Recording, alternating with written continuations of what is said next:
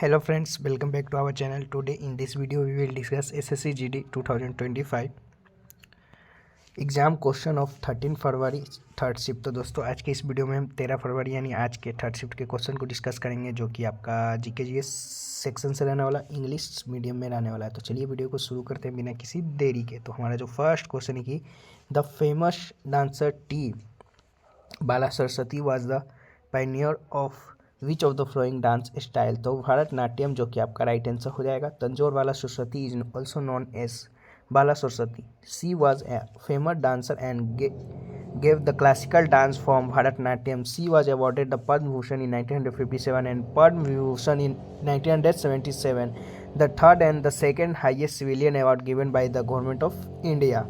In 1981, she was awarded the Sangeet Kalaksi money award of the Indian fine art society Chennai.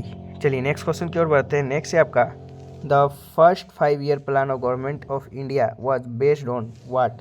तो हेरोडोमर model के base पे था, तो आपका राइट आंसर हो जाएगा द फर्स्ट 5 ईयर प्लान जो कि आपका चला था 1951 to 56 was based on the Harrod Domar model. The main objective of this plan was raise the level of investment in the field of water and power generation and to increase the growth rate of infrastructure. In 1956, the old development policy was changed with the implementation of Nehru-Mahlan-Bush model. Under the new development policy, great emphasis was laid on the development of industry and heavy industries under the public sector. चलिए next question की ओर बढ़ते हैं। Next आपका who was the king of Haryanka dynasty who conquered Kashi and Kosala. तो अजात शत्रु जो कि आपका राइट आंसर हो जाएगा। अजात शत्रु was the king of Harappa dynasty who conquered Kashi and Kaushal. He was the king of Magad Empire. He killed his father Bhimsar and took away the kingdom. Ajasatru created a large empire by combining Anga, Lichavi, Vaji, Kosala, Kasi district in his kingdom. The founder of Hakka dynasty was Bishar. He ruled from 544 to 492 BC.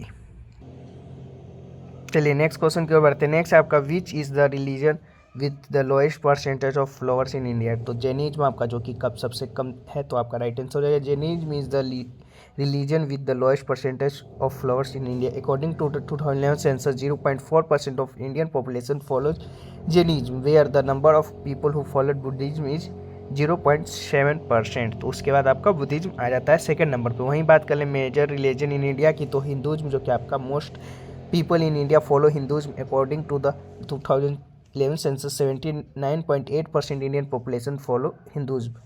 वहीं बात करें इस्लाम की, तो according to 2011 census 40.2% of Indian population follow इस्लाम।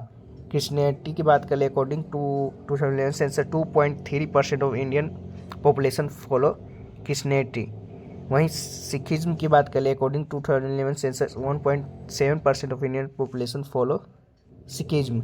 वहीं Buddhism की बात करें according to 2011 census 0.7% Indian population follow Buddhism. उसके बाद आपका लास्ट में जैनिज्म जो कि आपका सबसे कम है 0.4%। चलिए नेक्स्ट क्वेश्चन की ओर बढ़ते हैं। नेक्स्ट है आपका Rajshri Shirke is associated with which classical dance. तो कथक आपका राइट आंसर हो जाएगा। The diploma in Kathak and Bharatanatyam is offered by Lasya centre of dance education and research of which Rajshri is the principal. She is renowned theorist and respected scholar. Rajshri Sirke has been awarded the 2013 संगीत नाटक academy award for her excellence इन कथक।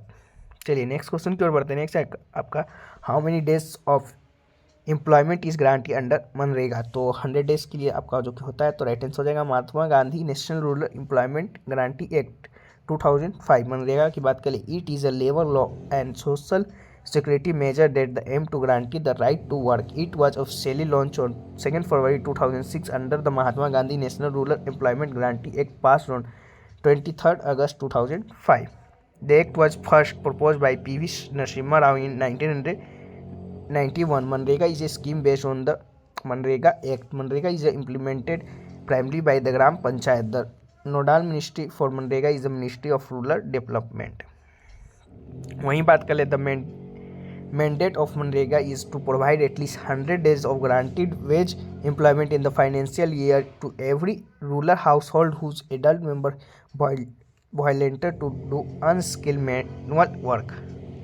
चलिए next question की ओर बढ़ते हैं। Next है आपका what does article 44 of constitution related, तो इनफोर्स सिविल कोड से रिलेटेड है, तो आपका राइट आंसर हो जाएगा article 14 of the Indian constitution provide for inform civil code. Article 44 of the directive principle of state policy in the constitution of Indian state that the state shall be endeavour to provide to its citizen informed civil code UCC throughout the territory of India. The endeavour should be aimed at eliminating discrimination against vulnerable group and establishing harmony among diverse culture practices.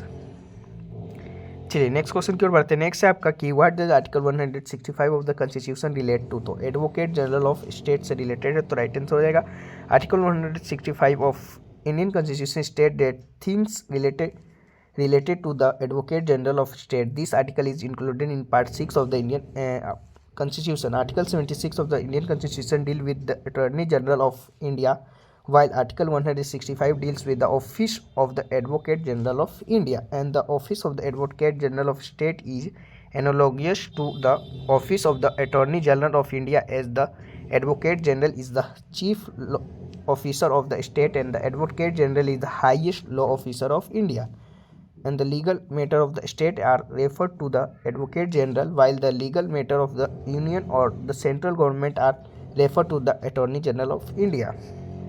वहीं बात कर ले the list of article relating to the office of the advocate general of the state is given, तो आपका कौन सा article है, तो एक है आपका article 165 office of the advocate general of state से रिलेटेड है। वहीं आर्टिकल आपका 177 power of the advocate general of the state in relation to the state legislature and its proceeding से रिलेटेड है। आपका आर्टिकल 194 में आपका power privileges and immunities of the advocate general जो कि आपका है रिलेटेड। तो ये रहा जो कि आपका आज के थर्ड शिफ्ट में पूछे गए थे 13 फरवरी थर्ड शिफ्ट में जीके जीएस के कुछ प्रश्न। बाकी इसका जो पीडीएफ है आपको टेलीग्राम चैनल पे मिल जाएगा फ्री ऑफ कॉस्ट, और बाकी आप लोग का मन हो अगर कंबाइंड पीडीएफ खरीदने का अब तक का सभी मतलब कि एसएससी जीडी 2025 का कंबाइंड पीडीएफ तो आप लोग बाई कर सकते हैं, जो कि आपका इसका प्राइस है 25 रुपीज़। बाकी और भी हमारा जो कि प्लान है आपका एसएससी जीडी 2022 का है, एसएससी जीडी 2024 का है, जीके जीएस का क्वेश्चन विथ एक्स्ट्रा फैक्ट्स, उसमें और भी क्वेश्चन ऐड किए गए हैं। वहीं आपका 40+ टॉपिक स्टैटिक जीके का ये बुक भी तैयार किया गया है जो जिसका प्राइस 49 रुपीज़ है। वहीं आपका डेली बेसिस पे 50 क्वेश्चन जो कि आपका जीके जीएस क्यूज भी खिलाया जाता है टेलीग्राम चैनल पे, वो भी ज्वाइन करना चाहते हैं तो ज्वाइन कर सकते हैं। सभी का प्राइस जो कि मेंशन है। बाकी अगर ये सभी आपको अगर लेना हो तो आप 75 रुपीज़ में जो कि आप परचेस कर सकते हैं, जो कि लिंक डिस्क्रिप्शन बॉक्स में होगा, वहाँ से आप लोग मैसेज कर सकते हैं या व्हाट्सएप पर भी मैसेज कर सकते हैं, दोनों में से किसी नंबर पे। बाकी आप लोग डेमो देख लीजिए, या ये रहा जो कि आपका डेमो है एसएससी जीडी का 2022 का 24 का। वहीं क्यूज ग्रुप का भी डेमो डाल दिया गया है जो कि टेलीग्राम चैनल पे होता है, और आपका ई बुक का भी जो कि डेमो डाल दिया गया है। बाकी जिन लोगों को भी परचेस करना होगा तो वो लोग मैसेज कर सकते हैं। बाकी चलिए फिर मिलते हैं किसी नेक्स्ट वीडियो में, तब तक के लिए जय हिंद जय भारत।